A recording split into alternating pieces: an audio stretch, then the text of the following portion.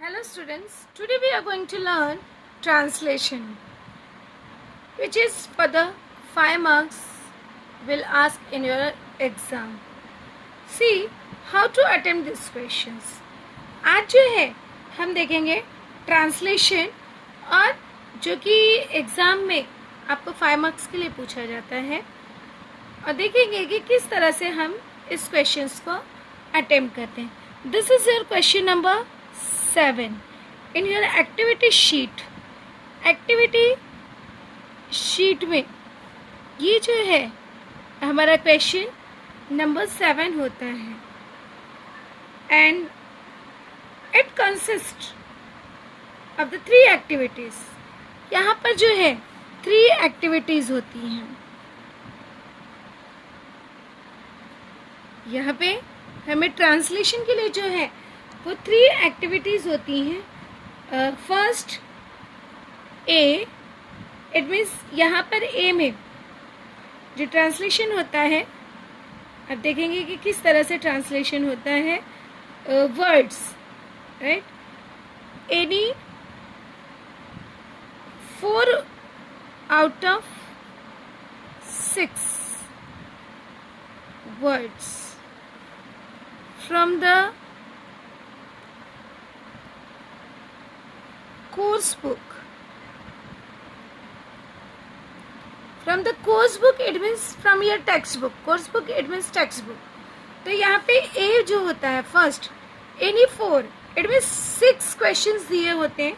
6 words will given to you and you have to write 4 और आपको 4 की जो है वो मीनिंग लिखनी होती है. This question is for 2 marks. ये क्वेश्चन जो है आपका होता है 2 मार्क्स के लिए. Second is B part. Right, second जो है वो होता है हमारा B part. It means any 2. There is option for you. Any 2 out of 4 sentences. Out of 4 sentences. It means 4 sentences आपको दिए गए होते हैं और आपको 2 सेंटेंसेस के यहाँ पर मीनिंग लिखने होते हैं. उसको आपको ट्रांसलेट करके, right, it means you have to translate it into your mother tongue, Hindi. आपको अपनी जो लैंग्वेज है उसमें चेंज करना होता है. या मीडियम ऑफ इंस्ट्रक्शन ऐसा लिखा गया होता है. तो medium of instruction it means Hindi. तो आपका मीडियम ऑफ इंस्ट्रक्शन हिंदी है तो you have to attempt it into Hindi. आपको हिंदी में लिखना होता है. This question is also for the 2 marks. ये क्वेश्चन जो है आपको 2 मार्क्स का होता है. And there is the third activity, C activity. Any 1, anyone out of 2 idioms या proverbs. कहावतें दी गई होती हैं, इसे कहते हैं idioms and proverbs.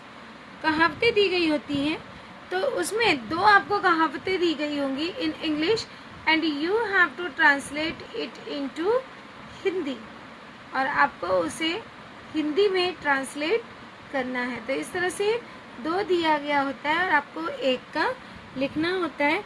This is for 1 marks. तो इफ़ यू ऑब्जर्व दैट, अगर आप देखते हो तो first part is a words. आपको 6 वर्ड्स दिए जा रहे हैं जिसमें से आपको 4 लिखने हैं for the 2 marks. And second part is sentence. It means आपको इंग्लिश में सेंटेंस दिया होता है और आपको उसे चेंज कर कर लिखना होता है. And third part is idioms are the proverbs. In this way this question will ask you for the 5 marks. इस तरह से आपसे ये क्वेश्चंस जो हैं वह 5 मार्क्स के लिए पूछे जाते हैं. See how you have to attempt it. When you are going to attempt, जब आप जो है इसे attempt करने जाते हो तो you have to mind it. कुछ चीज़ें आपको ध्यान में रखनी है. जैसे 6 दिया है तो आपको 4 ट्रांसलेट करना है और आपको अच्छे से अपने कोर्स बुक को बहुत ही अच्छे से आपको पढ़ना है and you have to translate it into Hindi. आपको इसे हिंदी में ट्रांसलेट करना है.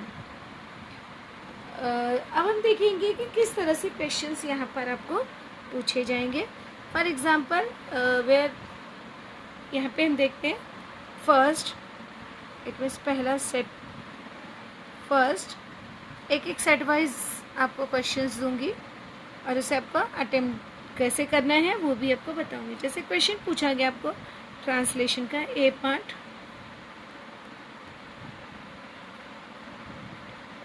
ट्रांसलेट द फॉलोइंग, इस तरह से आपको क्वेश्चन दिया रहता है. Translate the following words into your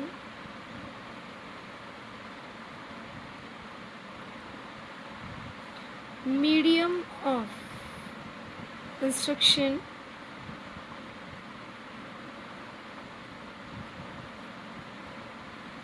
आपको इंस्ट्रक्शन लिखना है एनी 4.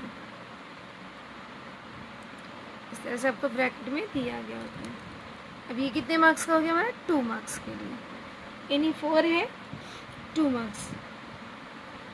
फर्स्ट जैसे यहाँ पे दिया लेमैन. अब लेमैन मतलब क्या होता है? हिंदी में हम लिख देंगे सामान्य व्यक्ति. यहाँ पे देख रहे हैं हमको वर्ड्स जो हैं ये वर्ड्स आपके कोर्स बुक से ही होंगे. सारे वर्ड्स, सारे सेंटेंसेस, वर्ड्स जो हैं आपको कोर्स बुक से ही होगा. तो इसलिए वो चीज़ें आपको ध्यान में रखना है. सेंटेंसेस आपके बाहर से हो सकते हैं. आइडम्स जो हैं इट मीन्स प्रोवर्ब्स वो आपको बाय हार्ट करने होंगे. बट वर्ड्स जो होंगे वो कोर्स बुक से होंगे. अब जैसे प्लैकेट,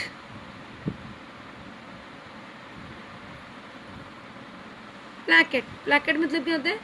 शांत रहना. प्लैकेट मतलब शांत रहना. थर्ड है, जैसे थर्ड दिया गया है प्रूफ. थर्ड है प्रूफ. अब प्रूफ का हिंदी क्या होता है? प्रमाण. प्रूफ का होता है प्रमाण.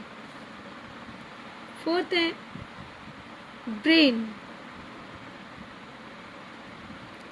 ब्रेन का मतलब मस्तिष्क.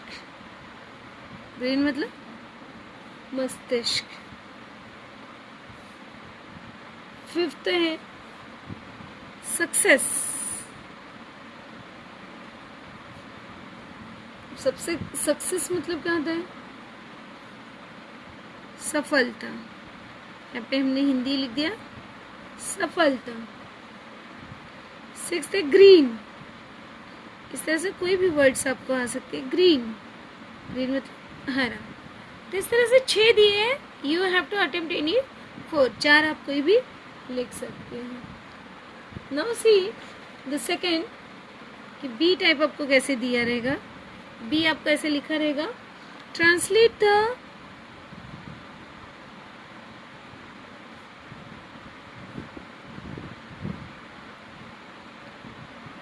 following sentences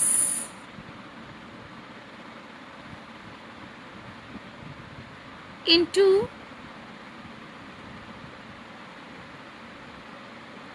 your medium of, आपका जो भी मीडियम ऑफ इंस्ट्रक्शन है. आपका मीडियम ऑफ इंस्ट्रक्शन क्या है? हिंदी. इसलिए so that we will change it into Hindi instruction. अब यहाँ पे दिया रहेगा आपको ब्रैकेट में any 2. It means this question is also for the, अब ये क्वेश्चन भी कितने मार्क्स के लिए? 2 नंबर के लिए। See how we have to change first. अब यहाँ पे कोई भी सेंटेंस आपको दिया गया रहेगा माइंडेड, इसे आपको ध्यान में रखना है। जैसे पहला क्वेश्चन,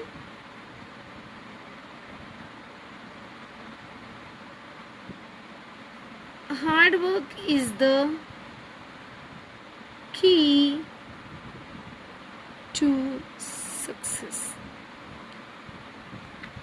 अब इस तरह से आपको एक सेंटेंस दे दिया गया कि हार्ड वर्क इज द की ऑफ सक्सेस। अब ध्यान में रखो इज एम आर है, इसका मतलब है। यहाँ पे वॉज वेयर होता तो था, इट मीन सेंटेंस चेंज करते समय आपका आना चाहिए था। और अगर यहीं पे विल शैल होता तो गागे गी। तो आप जब चेंज करोगे तो यहाँ पे क्या हो जाएगा? हार्ड वर्क, इट मीन्स परिश्रम या कठोर परिश्रम। कठोर परिश्रम भी लिख सकते हो, परिश्रम भी लिख सकते हो। द की ऑफ सक्सेस, परिश्रम ही सफलता की मतलब कुंजी, चाबी की कुंजी है। परिश्रम ही सफलता की कुंजी है। हार्ड वर्क इज द की ऑफ सक्सेस। ध्यान में रखिए यहाँ पे हेल्पिंग वर्ब जो है इंग्लिश में पहले होता था, हिंदी में अंत में आता है। तो ये चीज़ आपको ध्यान में रखना है। सेकंड है, जैसे अभी यहाँ पे सेकंड है, कीप योर या keep our house clean. Keep our house clean. अब जब हम इसका ट्रांसलेट करेंगे तो ध्यान में रखो, अभी ट्रांसलेट करते समय आपको माइंड में रखना है कीप क्या है? वर्ब। और जब वर्ब से शुरू है तो इट मीन्स वो ऑर्डर टाइप हमारा हो जाता है। तो यहाँ पे हम क्या रखेंगे? कीप आवर, अपना, आवर मतलब अपना। तो ये वर्ब को लास्ट में लेकर जाएंगे। तो अपना हाउस, घर, क्लीन मतलब स्वच्छ या साफ, अपना घर साफ। अब देखिए ये वर्ब से शुरू है तो इसलिए रखो या रखिए, इस तरह से आप लिख सकते हो। Right, keep our house clean, अपना घर साफ रखो या रखिए।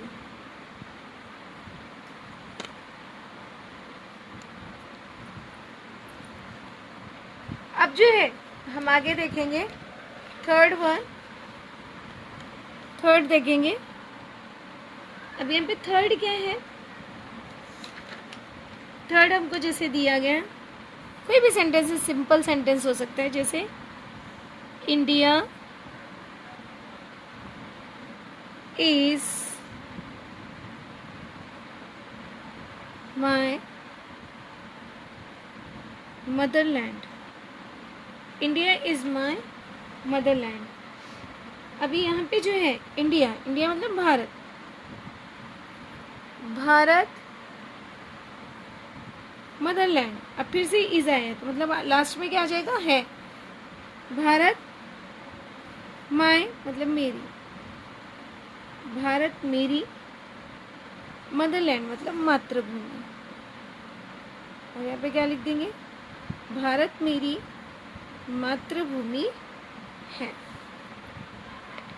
इसी तरह से अब हम नेक्स्ट देखेंगे फोर्थ वन, बिकॉज 4 सेंटेंसेस आपको दिए रहेंगे। I drink milk every day. अब जो चेंज करते हैं तो ध्यान रखें कि सब्जेक्ट, फिर जो है ऑब्जेक्ट, फिर आपको लास्ट में वर्ब लेकर जाना है। इंग्लिश में, हिंदी में लास्ट में होता है, इंग्लिश में आपका सब्जेक्ट। इंग्लिश में जब चेंज करते हो तो होता है हमारा subject, verb, helping verb, verb and then object. किंतु जब हिंदी में चेंज करते हो तो आपका होता है पहले सब्जेक्ट, कर्ता, फिर ऑब्जेक्ट, फिर आपका जो होता है वर्ब होता है। तो यहाँ पे जैसे लिखा I drink milk every day, तो जब इसका चेंज करेंगे जैसे आई मतलब क्या हो गया? मैं। अब ड्रिंक यहाँ पे वर्ब है तो इसको लास्ट में लिखेंगे। मैं अब क्या लिखेंगे, drink every day, milk every day, every day मतलब रोज, तो मैं रोज मिल्क दूध, मैं रोज दूध पीता हूँ। इसने इस तरह से हमने ट्रांसलेट कर दिया। नाउ सी द थर्ड, कि तीसरा टाइप जो है वो किस टाइप का आपको क्वेश्चन पूछा जाएगा। See for example, translate the following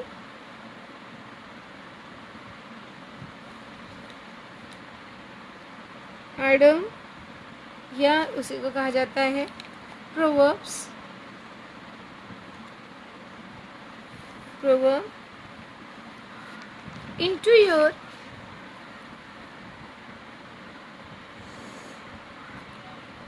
your medium of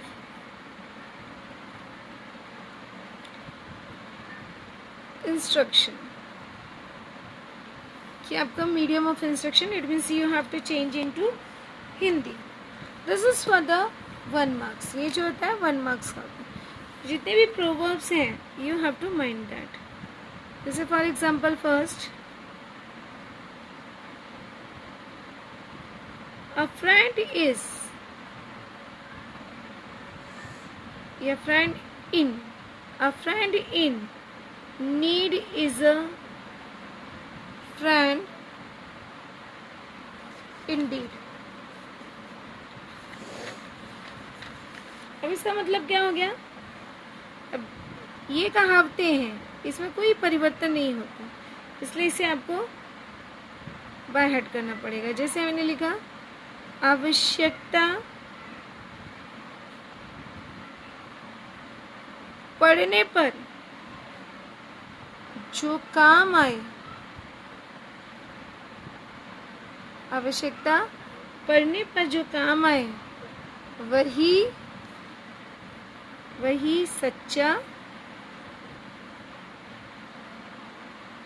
मित्र होता है। अब जैसे दूसरा देखेंगे इसी तरह से, लीव एंड लेट लीव। अब इस कहावत का मतलब क्या होता है, जियो और जीने दो। तो इस तरह से हमने देखा कि ट्रांसलेशन किस तरह से हमें करना है। ध्यान में रखिए, जब हिंदी में ट्रांसलेशन करते हैं, ट्रांसलेशन करते समय हिंदी में जब हम ट्रांसलेशन करते हैं तो यहाँ पर हमें ध्यान में रखना है सब्जेक्ट, मतलब पहले कर्ता प्लस ऑब्जेक्ट, इट मीन्स कर्म, और लास्ट में वर्ब, इट मीन्स क्रिया।